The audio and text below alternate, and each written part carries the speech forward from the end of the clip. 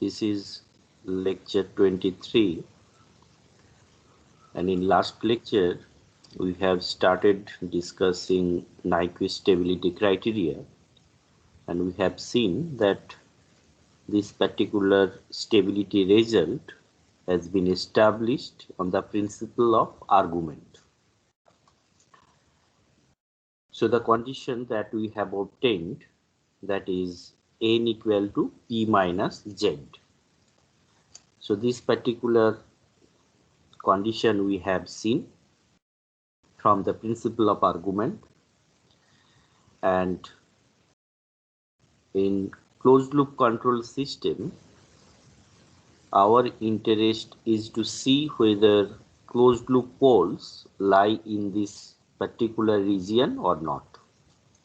This region is the closed right half plane, and this region is indicated by that Nyquist contour. So one condition is the Nyquist contour should not pass through any poles and zeros of g of s, h of s. So we'll see, that means if we consider loop transfer function g of s and h of s, which has a pole, suppose, on the imaginary axis. So in that case, how to consider that Nyquist contour? That thing we'll be discussing today. So now let us first discuss what is Nyquist stability criteria. So here we have seen that n equal to p minus z. So this n,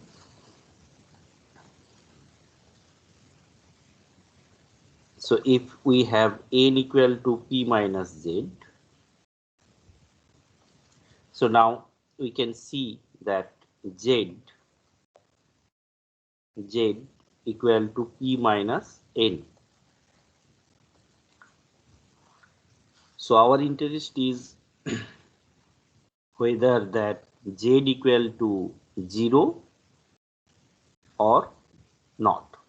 If z equal to 0, that means there is no poles of the closed loop system in the open half of that S plane. That means that system would be stable. So for applying that Nyquist stability criteria, basically we need these two information. One is that P, another one is N. So what is N? N is at the counterclockwise rotation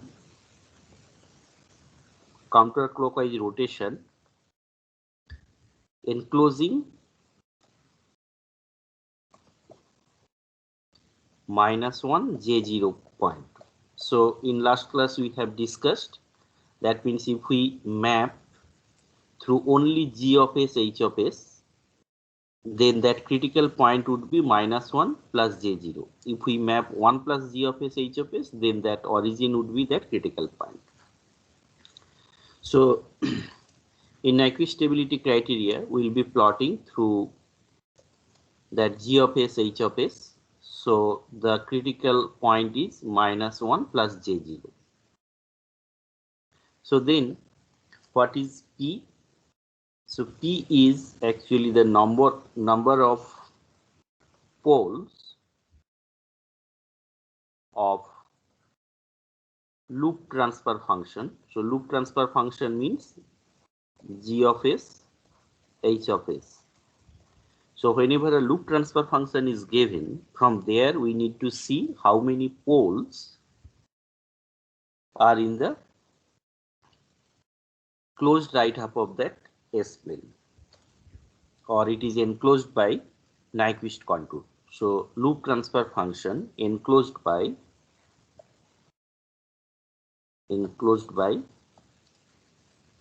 the Nyquist contour. So Nyquist contour is this one. This one is that Nyquist contour. So how many poles of the loop transfer function are enclosed by that Nyquist contour? So that number is indicated by P. So now what is Z? So this Z is the number of closed loop poles enclosed by the Nyquist contour.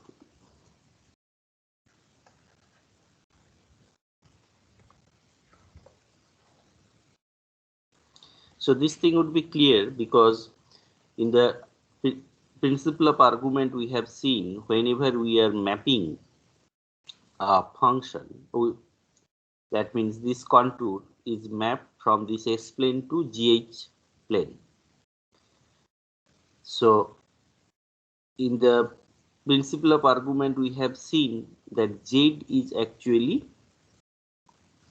the zeros of this particular function. And at the very beginning we have discussed that zeros of 1 plus g of s h of s. Here we can see the zeros of 1 plus g of s h of s are same as the poles of closed loop system. So we are mapping that contour via g of s h of s, not 1 plus g of s h of s. So when we are mapping that contour via g of s h of s, the critical point becomes -1. So when the critical point becomes -1, it is effectively 1 plus g of s h of s.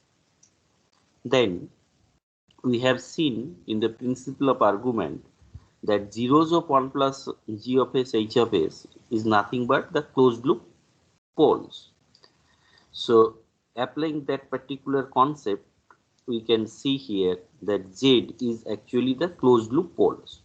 So now interestingly, we can see, say suppose if number of poles, for example, say suppose number of poles in the right half of that S plane, which is enclosed by that Nyquist contour is 1. So now if the counterclockwise rotation of -1 J0 point is equal to 1, so then what happens? 1 minus 1 equal to 0, so Z equal to 0. So Z equal to 0 indicates that there is no closed loop poles enclosed by the Nyquist contour. That means there is no closed loop poles in the right half of that S plane. That means the system is stable. So for stability, what we need?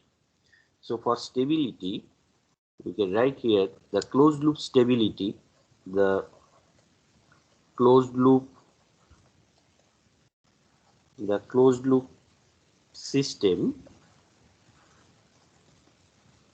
is stable if the number of encirclement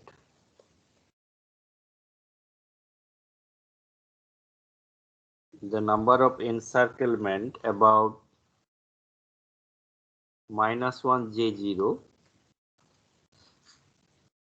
in counterclockwise direction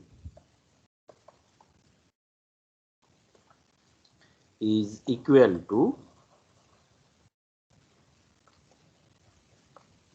the number of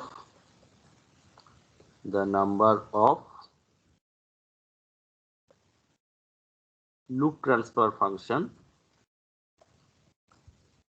poles in right half plane. So that means whenever p is equal to n, then the z would be equal to 0. So that means the system would be stable. So let us see two examples. So here, say suppose this is that S plane. So this is S plane, and it is that sigma, it is j omega. So the Nyquist contour, we have taken that this is that Nyquist contour. So the important thing is this particular direction of rotation, we have taken clockwise direction. And then suppose poles are here. The loop transfer function, the poles are here. So now we have given one g of s, h of s. So suppose we have that g of s, h of s, and if we plot it, so do not forget to mention that what plane it is, that is g of s, h of s plane. So suppose we get a contour, that means if we map this Nyquist contour into g of s, h of s plane, suppose we get a contour like this.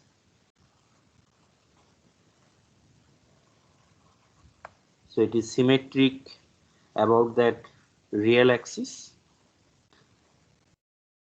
So suppose this is that contour and it must have some direction. So the direction is suppose this one. So this is the direction.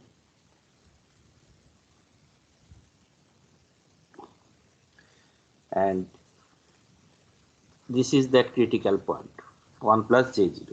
So now the question is, if we have one g of s, h of s, and the Nyquist contour is like this, Nyquist contour is this one, and this is called that Nyquist plot, because in g of s, h of s, what would be the mapping of that Nyquist contour, that is called that Nyquist plot, which is symmetric about that real axis. So now we are interested in applying that Nyquist stability criteria. So here two poles which are actually the poles of g of s, h of s. They are outside that Nyquist contour region. So here we can have that n equal to that p equal to 0, and here we can see this Nyquist plot, it does not encircle that -1 j0 point, so n is equal to 0. So then what is z?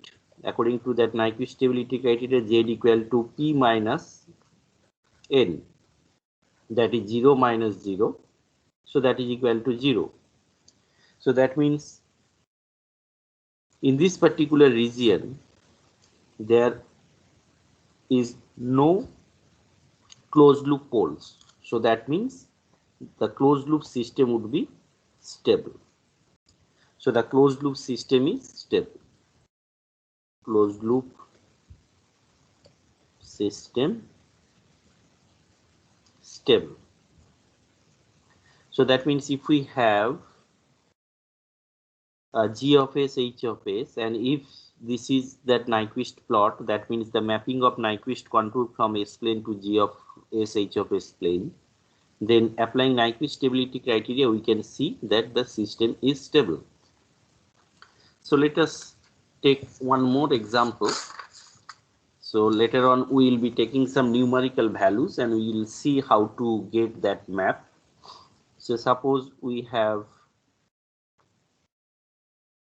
that real axis, imaginary axis. So this is that S plane.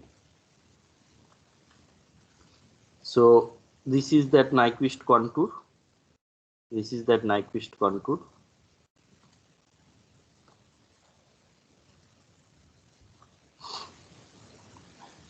And suppose we have again, say suppose two poles or three poles that outside that region, they are in the left half of that S plane.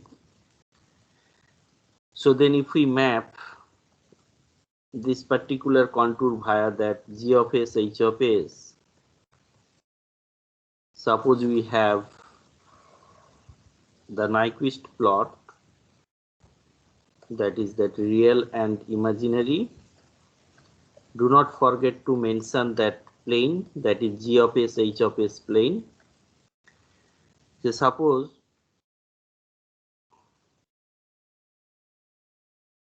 we have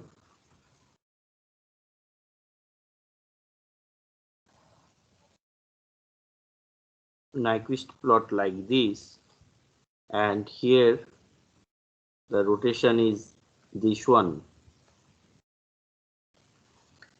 and this is that -1 point. So in this, if you have this type of Nyquist plot, so then what would be the stability as per the Nyquist stability criteria? So here we can see the number of pole in the enclosed by this Nyquist contour is 0, so P equal to 0. But here you can see that this is that -1 point, and how many encirclement is there? This is 1, and again this is 2. So basically 2 encirclement is there, and this encirclement is in clockwise direction. So if it is in clockwise direction, then you can see that n, because we have taken that clockwise direction, counterclockwise direction is plus n. So as it is clockwise direction, so n would be equal to -2. So then what is z? According to Nyquist stability criteria, we know that z equal to p minus n. We can see from here p minus n. So p here equal to 0. So minus of -2 is equal to 2. So it shows that z equal to 2. That means the closed loop poles, 2 closed loop poles will be in the right half of that S plane. So the system is, the closed loop system is, the closed loop system is unstable. So here we can write that 2 poles are in right half of that S plane. That means it would be enclosed by that Nyquist contour. So here what we have seen, that Nyquist stability criteria says that z equal to p minus n, where p is the number of poles of the loop transfer function enclosed by the Nyquist contour, and n is the counterclockwise rotation enclosing -1 j0. So now we have taken just 2 examples. That means if we have some GH and if we have the Nyquist plot like that, so just based on the information of the encirclement about that -1 j0 point, that is one information. And other information we need, that is the open loop or the loop transfer function pole. So based on these 2 information, we'll be able to say whether the closed loop system would be stable or not. So now we will see that whenever G of S, H of S has poles and or zeros on the j omega axis, what would be the Nyquist contour? So when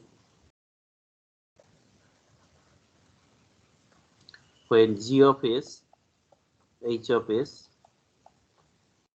has poles and or zeros on the j omega axis, then what would be the Nyquist contour? As we have pointed out, that means Nyquist contour should not pass through the G of S, H of S pole or zeros. So suppose that G of S is that S plane. So this is that S plane, and here you have that real axis. This is imaginary axis. So this is S plane. So suppose we have one pole at origin. So if we have a pole at origin, so we can take one example. So here that is G of S. Suppose that G H S equal to suppose 1 by S Ts plus 1. So then we can see here that it has one pole at origin, another pole is at minus 1 by T. So it has another pole at minus 1 by T. So in this particular case, what would be the Nyquist contour? So Nyquist contour is taken just excluding this particular point. So if you exclude that point and if you go like this, so this one is your Nyquist contour. So that means this is that direction is coming here. So this particular point, is actually 0 minus, and this particular point is 0 plus. So just excluding that pole, we'll be taking the Nyquist contour. So in this case, what happens? So this particular point, as we have discussed, that is that minus infinity, 0 j minus infinity. So we can say that this is minus j infinity, and this is that 0 minus, this is 0 plus, and that is j infinity.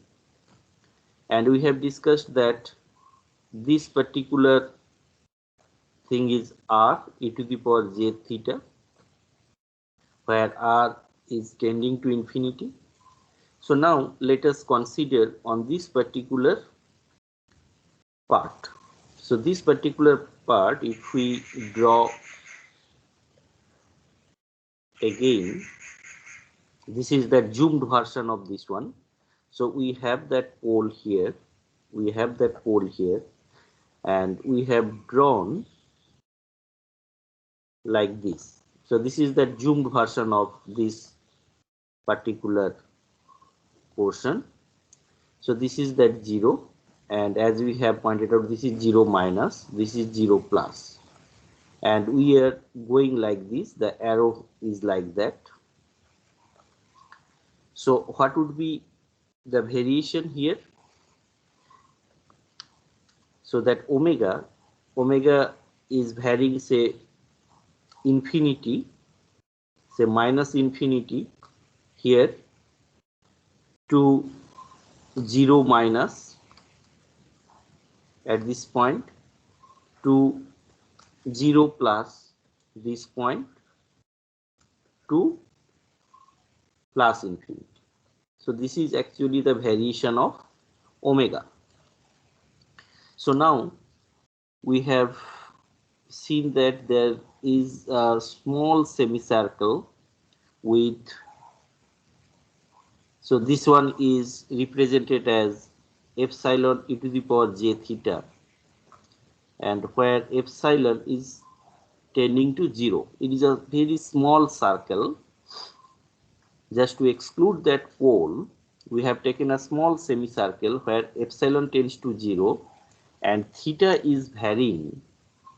We can see that whenever you are here, the theta is minus 90 degree. So theta is varying.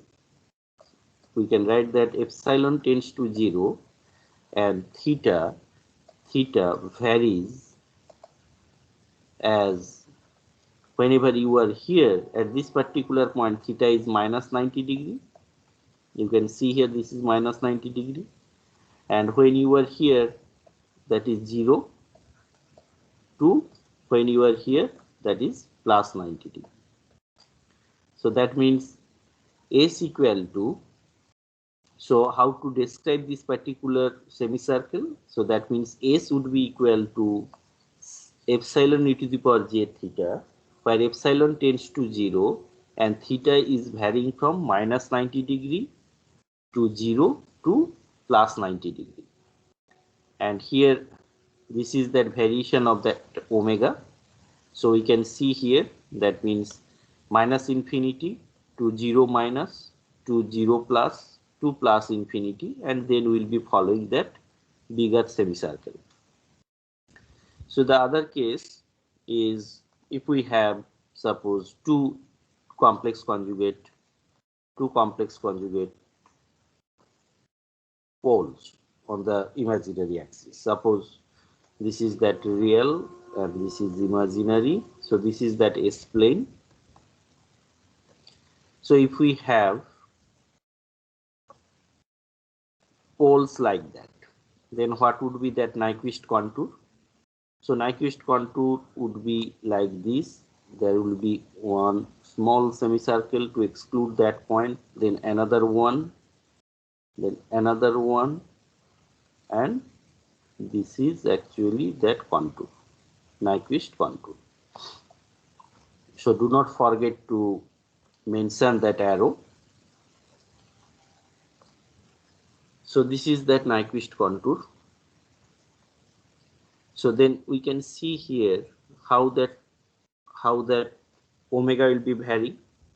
So this particular point, this particular, suppose this is minus a, that is j minus a, and this is plus ja, and this is that 0.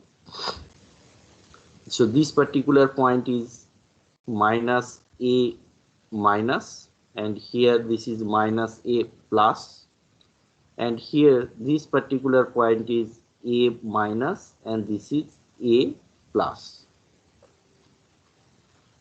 And as we have discussed, this is 0 minus and 0 plus. So omega will be varying, and this is that minus j infinity and this is plus j infinity. So how that omega is varying? Omega, so variation of omega in this particular case, we can see that it goes to minus infinity to minus a minus, then to minus a plus this point, then it is coming to this point to 0 minus, then this point to 0 plus, then this point to a minus to a plus, here to plus infinity. So this is that variation. So here what we have seen, whenever g of s, h of s has any pole or zeros on the imaginary axis, we need to take one Nyquist contour, just excluding those points. And how to describe those points? That would be that epsilon e to the power j theta, and that epsilon will be tending to 0, and then theta will be varying from minus 90 to 0 to plus 90, and we can take that Nyquist contour as before. So now let us see how to map that Nyquist contour in G of S, H of S plane. So that is actually called that Nyquist plot. So let us take one example.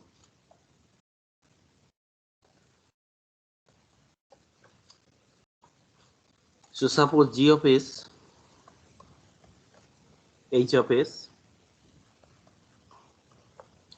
that is equal to 1 by S square plus 0.8 S plus 1. So what we are trying to do, we are trying to find, that means if you have a Nyquist contour. So first of all, this is that G of S, H of S. So it does not have any pole or zero on the imaginary axis. So that means we can take that Nyquist contour like this. So this is that Nyquist contour, and this is that Nyquist contour. So this is that real and this is imaginary axis. So this is that S plane. This is that 0. So we are trying to find, that means if we map this Nyquist contour over this G of S, H of S, where G of S, H of S is this one, then what would be the plot in G of S, H of S, which is called that Nyquist plot.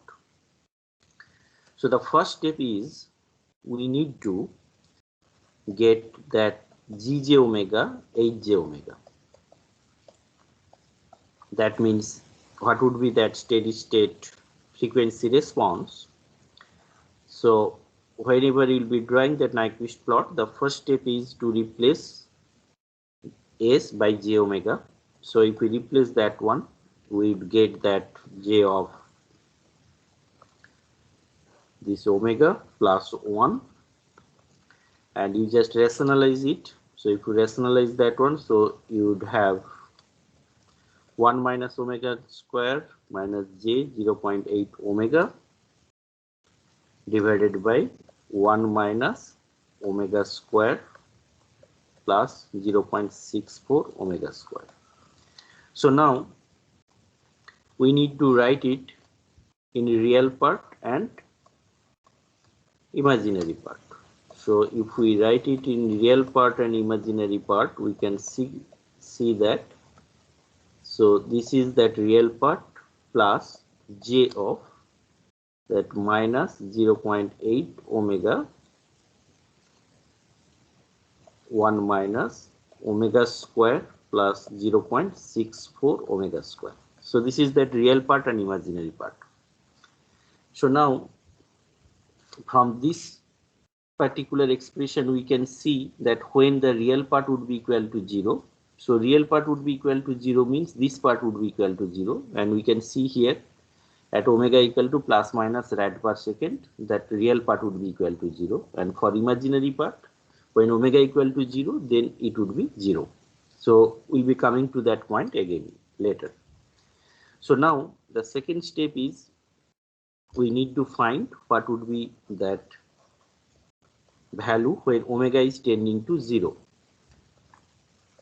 So when omega is tending to 0, we can see here that is G of S, H of S, that is this one, and when omega is tending to 0, then what value we'll get, that is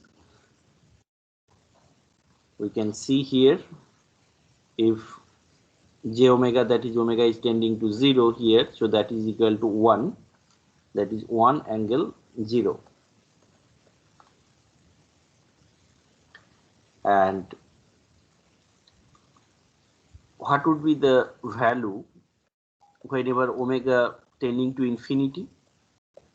So omega tending to infinity, you can see as it is strictly proper plane from here, omega tending to infinity, so basically that would be 0.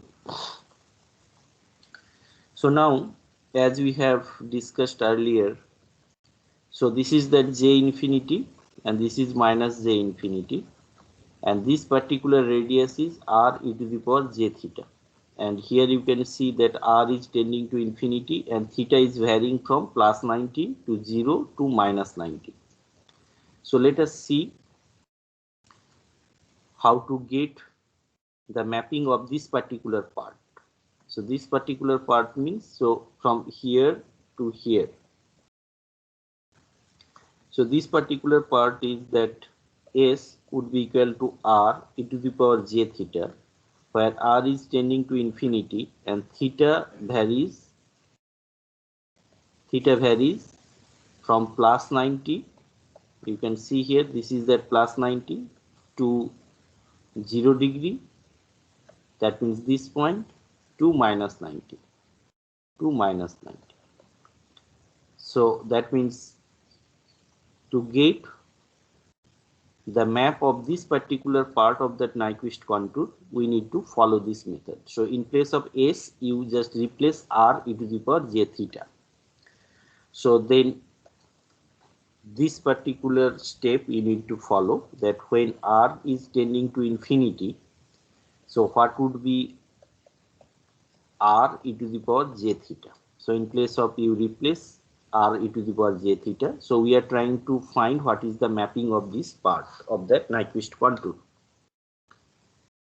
So then if we replace that one, we will get that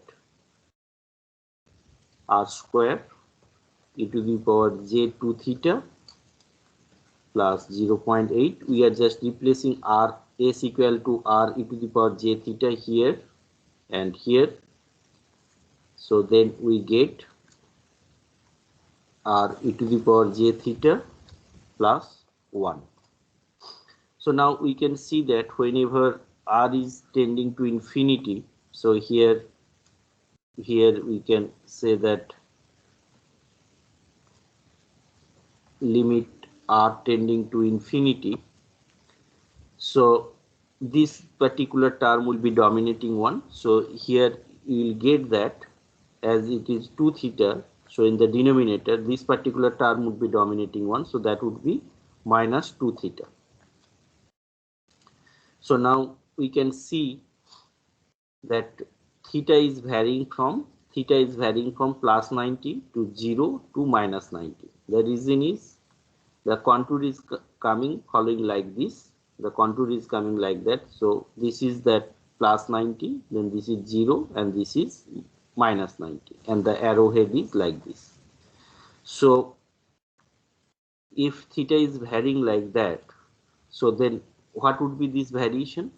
This variation would be 0 whenever theta equal to plus 90, that would be minus 180 degree. 2, when theta equal to 0, that would be angle 0 degree.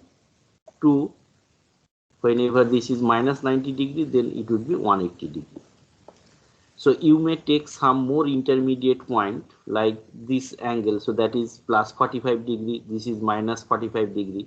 So if you take some intermediate point, so then that information that you would have more information, so then there is a less chance of getting wrong mapping. So in this particular case, just we have taken 3 points, and let us see what would be the Nyquist plot. So then what we have done, whenever one g of s, h of s is given, the first point is you replace s equal to j omega and then rationalize it and get that real part and imaginary part. And then then the second step is you find what is the value when omega tending to 0, and when omega tending to infinity, what is that value, and what is the mapping for this particular part, and that is you replace s equal to R e to the power j theta and follow this step. So then we have all the information. We are now going to plot the Nyquist plot. So do not forget to mention that this particular plane is that GH plane, and we have that real and imaginary. So now we can see that whenever omega is 0, so that means you are starting from this point. Omega equal to 0. So omega equal to 0 means your value is 10. So your value is 10 means you are here. So now you keep on increasing that omega and you are traversing like this. So when you are increasing that omega, and finally you will get that omega equal to omega tending to infinity. So when omega is tending to infinity, you have seen that it is 0. So now the point is, you may come like this. This is that 0 value, or you may come like that, or you may come like this. So there are many provisions. You do not know how it would be coming to that 0 point. So now that thing we need to analyze, that how this particular map will get here. So I hope you understand that this is actually that omega equal to 0 point. Omega equal to 0 point, this value is 1. And we have seen that when omega tends to infinity, so that means in the contour whenever you are here, so then that value equal to 0. This value equal to 0, but we do not know how it would come. So then we need to concentrate on here. So that means you can see that imaginary part would be equal to 0 when omega equal to 0. So imaginary part equal to 0 means that is on the real axis. So that means if this Nyquist plot comes like this, so that means there would be many frequencies whenever that imaginary axis would be equal to 0. But you can see here, imaginary axis would be equal to 0 only when omega equal to 0 and omega equal to infinity. So that means there is no way of cutting this real axis at many frequencies. So that means this particular option is ruled out. So that means only omega equal to 0, that frequency, and omega tending to infinity, that frequency, it will cut that real axis. Now let us see whether it will come like this or it will cut this particular axis. So whenever it cuts that imaginary axis, that means that real part would be equal to 0. So we can see that when the real part is 0, yes, that means when omega equal to plus minus 1. So plus minus 1 means here you can see that we are increasing that frequency from omega equal to 0 to omega equal to infinity. So there is one frequency, that is omega equal to 1 rad per second, where it cuts this particular axis because the real part becoming 0. So real part, because on the imaginary axis you can see that real part equal to 0, and this particular value equal to omega equal to 1, and minus 1 is the other side, this side. So that's why at omega equal to 1 it cuts that imaginary axis. So that means it would come and it cuts. So this particular frequency is omega equal to 1. So now the point is, would it cut this one? No, because we have seen that omega equal to 0 and omega equal to infinity are only the two frequencies where its imaginary axis equal to 0. So the imaginary part equal to 0. That means it will come to the real axis. So that means there is no way. So it will come to the origin. So now the point is origin. So it would come here or here. So any point it can come. So now we can see this particular thing. That means whenever r is tending to infinity, so that means whenever you are here and theta equal to 90 degree, what is that value? That value is coming 0 minus 180 degree. So 0 minus 180 degree means, so this is actually minus 180 degree axis, this axis. So that means on that side, you reach on that side, the left on the minus 180, this side. And this is actually that minus 180 degree axis. So this is 0 degree axis. So that means you reach at this particular point and it is tending to 0. So now what happens? Whenever you are moving like this,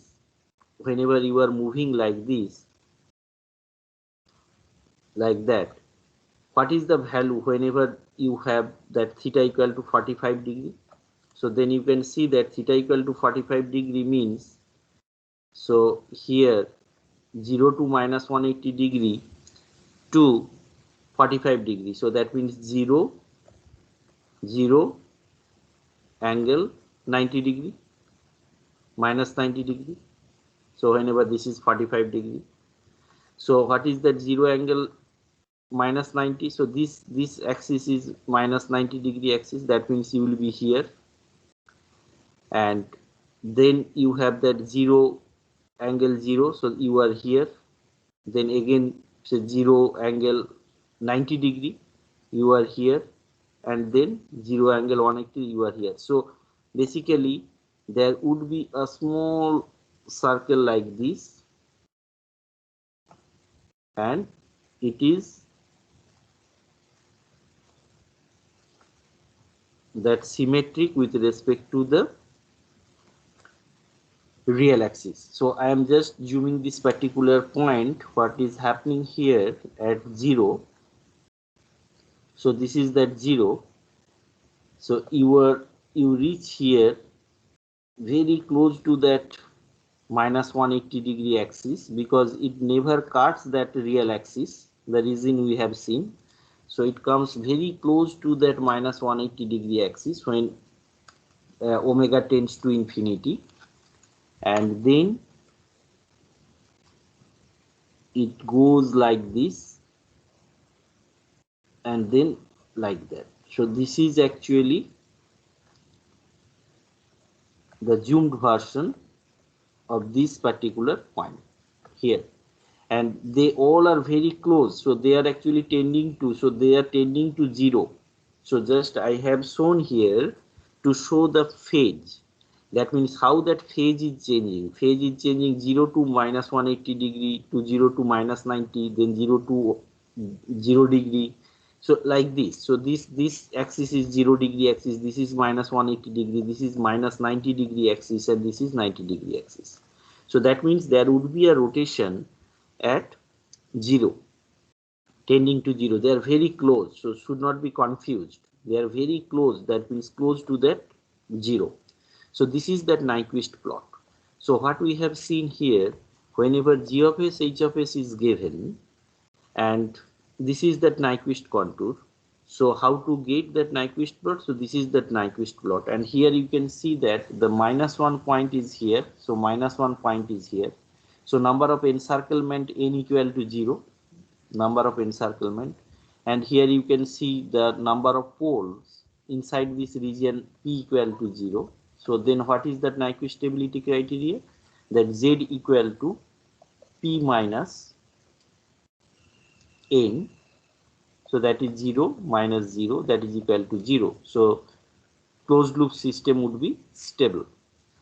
So that means if you take a negative feedback closed loop system with loop transfer function, this one, so then you can see that system would be stable, because this is the Nyquist plot, and we have seen that the Nyquist plot does not encircle minus 1 J0 point, and there is no pole inside that region. So that would be equal to n is equal to 0 as well as p is equal to 0. So according to the Nyquist stability criteria, it would be stable.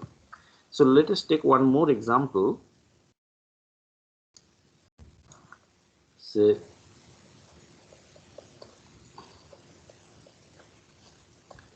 this is that, suppose you have that g of h of s equal to 1 by s plus 1.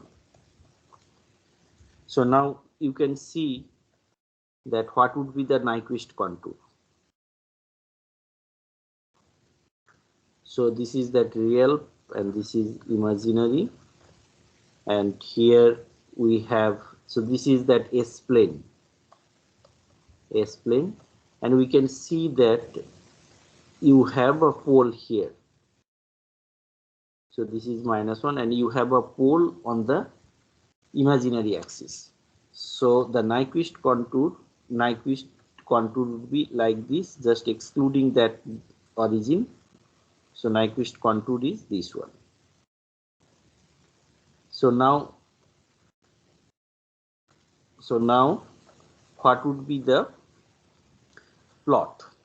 what would be the Nyquist plot? That means if you map this particular Nyquist contour via this G of S, H of S, what would be that plot in G of S, H of S plane? So the first step, as we have discussed, you need to do that G of S, H of S, J omega. First step is this one. You replace S equal to J omega. So if you replace that one, you would have omega square plus J omega. And if you rationalize that one, because you need to just write in real part and imaginary part. So you have minus omega square to the power 4 omega square minus j of omega to the power 4 omega square. So then you have omega square plus 1 minus j of 1 by omega square plus 1. So this is that real part and imaginary part. And the next step, that means you can see that the imaginary part and the real part, here imaginary part would be not equal to 0, and we can see what happens in this particular part. That means this is that origin, and here we have discussed that this is that part going like this. So this is that 0, so this is 0 minus and this is 0 plus, and this is minus 90 degree axis, this is 0 degree, and this is plus 90 degree axis. So let us see how it works. And here we have to take a small s equal to epsilon e to the power j theta, where epsilon is tending to 0 because it is a very small semicircle. So then your first step is, the second step is just replace with epsilon e to the power j theta.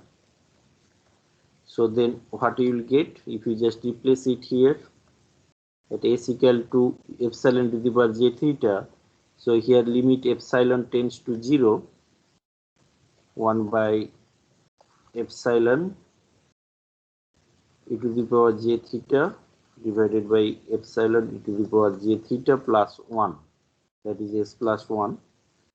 So then what will you get? Limit epsilon tends to 0. So if limit epsilon tends to 0, g of s, h of s e to the power j theta, then you can see that when epsilon is tending to 0, so this part would be equal to approximately equal to 1. So basically this part would be there, and 1 by 0, that would be infinity. So here infinity, and the angle contribution would be this one theta, so that is minus theta. And now you can see that theta is varying from minus 90 to 0 to plus 90. So that means infinity, it would be varying like this, minus theta, so minus 90 degree, that is plus 90 degree, to infinity angle 0 degree, to infinity angle minus 90 degree. So that means whenever you will be mapping this particular contour to G of S, H of S plane, then you will see that for this particular part there will be this variation.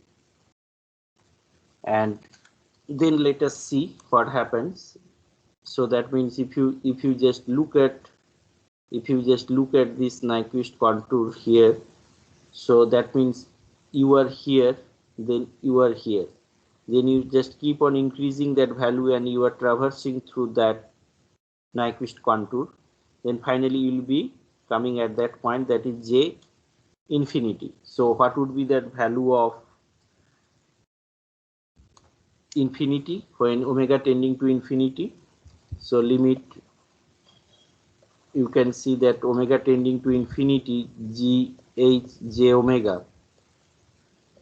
So whenever omega tending to infinity here, so that would be equal to 0, that is 0, and you can see that this particular part, so it would be described like this.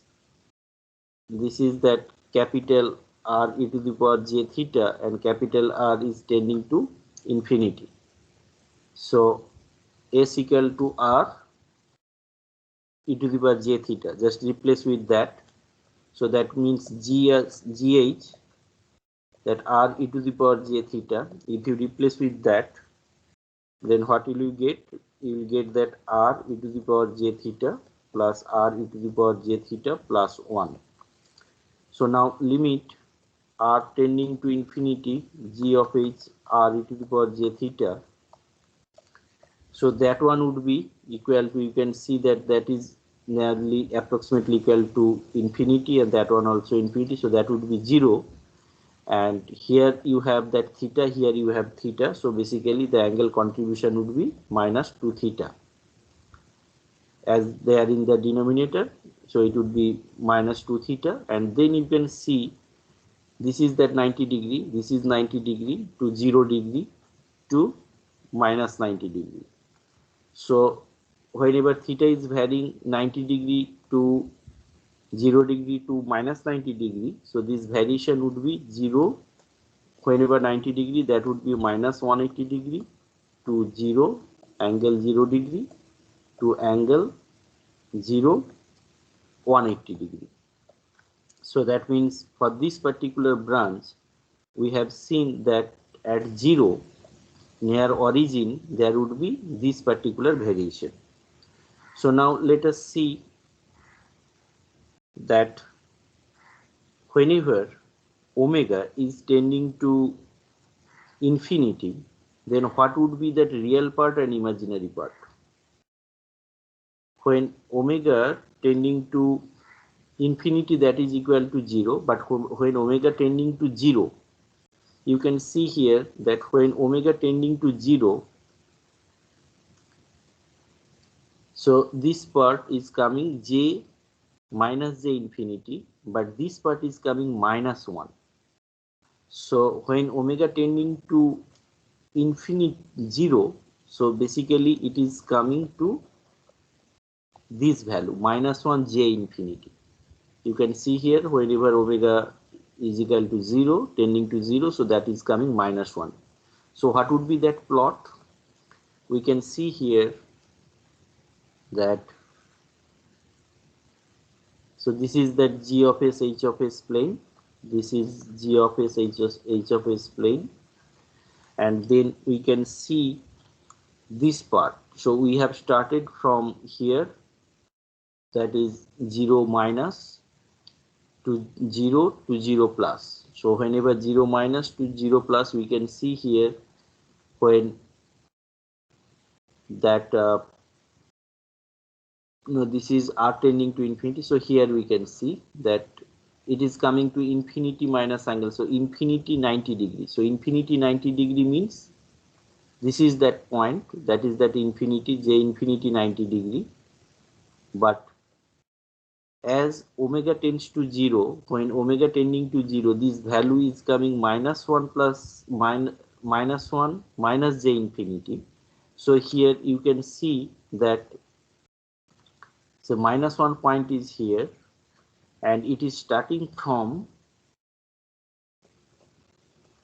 so this is that point, that is minus 1 minus j infinity. So whenever omega tending to 0 and you are at 0 minus, so then that value is coming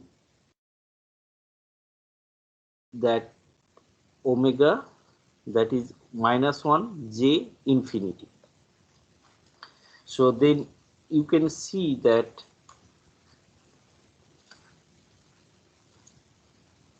zero infinity 90 degree to infinity 0 to infinity minus 90 degree. So infinity 0 is, so that is equal to minus plus j infinity. So that means you are here, that is infinity 90 degree. You are here whenever you are at 0 minus point, infinity 90 here. So you are here, then whenever you are moving like this, moving like that, and whenever you are here on this particular axis 0 angle 0, your value is coming infinity 0 degree. And then you can see that whenever you are at this particular point, then this value is coming infinity minus 90 degree. So basically there would be a rotation here at 0. So this is that angle 0, that is infinity angle 0, and you are coming, and finally you are coming to this particular point, and which is actually, as it is infinity minus infinity and it is only minus 1, it is very close to minus 90 degree. So you are at this particular point, and then you can see that you are here, you are here. So then if you just moving along this particular direction, so that is minus infinity to 0 minus. So then you can see that what happens in case of infinity. So when r tending to infinity, it is 0, and it is 0 minus 180 degree to 0 angle 0 to 0 angle 180 degree. So that means, so here we have seen, that means this particular part here we are here. So I think I have missed that one.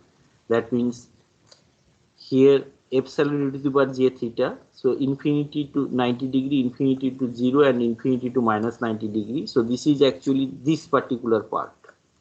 So that means here this particular part is actually the mapping of this particular part. So now you are here. So then you just keep on increasing that value, and when omega is increasing at this particular point, it would be omega tending to infinity. And let us see when omega tends to infinity. So that means you are here, that means it is tending to 0, and that is minus 180 degree point. So that is that minus 180 degree point, and we'll be following the same logic. So it would be minus 180 degree. Then we can see here, that means you are here, then if you just traverse like this, that is 0 angle 0, then 0 angle that infinity angle minus 90 degree, and you can see that 0 angle minus 180, 0 angle 0, 0 angle 180 degree. So basically you will be having one small loop here, and you will be coming here. So then you can see that whenever this particular Nyquist plot is moving from this particular point to that 0, then it may cross this point, this axis, or this axis. But that can be analyzed just by looking at this particular expression. So there is no other frequencies in between 0 and in between infinity where that real axis, or the real part would be equal to 0. So real part is equal to 0 means it will cut that imaginary axis, but there is no frequency, and there is no frequency except that infinity, that this imaginary part would be equal to 0. Imaginary part equal to 0 means it will cut that real axis. So there is no frequency, so that means it would come from this point to that point. So let us see what we have done here. So this is actually that point. That means as there is a 0 at origin, so we need to exclude that one, and this is that Nyquist contour, and we have started from this 0 minus, and we have seen that whenever that 0 minus is there, so that means it is at infinity 90 degree, infinity to 0, infinity to minus 90 degree. So that small particular part, this particular small semicircle is mapped in Nyquist plane like this one, the bigger one. That is, it is varying from infinity 90 degree to infinity to 0 and infinity to minus 90 degree. So now the question is, so this is that 90 degree point, but this is not 90 degree point, but as it is only -1 and this is infinity, so that means we can take it as very close to 90 degree. The reason why we have taken -1 point, because we have seen that whenever omega tends to 0, it is giving -1 minus j infinity. So that means it is actually will be going along this asymptote, that is -1. If you draw that line, perpendicular line, it will be going like this. So then in the Nyquist contour, so we reach here at this particular point, we reach here, and then if we just keep on increasing that omega value, that means from 0 to infinity, then we have seen that what happens at infinity. When omega tends to infinity, it comes to that 0 angle minus 180 degree. So this is that 0 angle minus 180 degree point, and there would be a small circle here. So this is that arrow, and then we have seen that whenever it is varying from omega 0 to infinity, there is no crossing at imaginary axis or the real axis, so that's why it comes directly like that. And this is that Nyquist plot of this particular loop transfer function. And from here also it is clear that there is no encirclement, so that means that encirclement equal to 0, and here you can see that p equal to 0, no pole enclosed by this Nyquist contour. So that means according to the Nyquist criteria, z equal to 0. That means the closed loop system would be stable. So what we have discussed in this particular lecture, that means what is the Nyquist stability criteria, n equal to p minus z, and particularly we have learned that how to draw that Nyquist plot.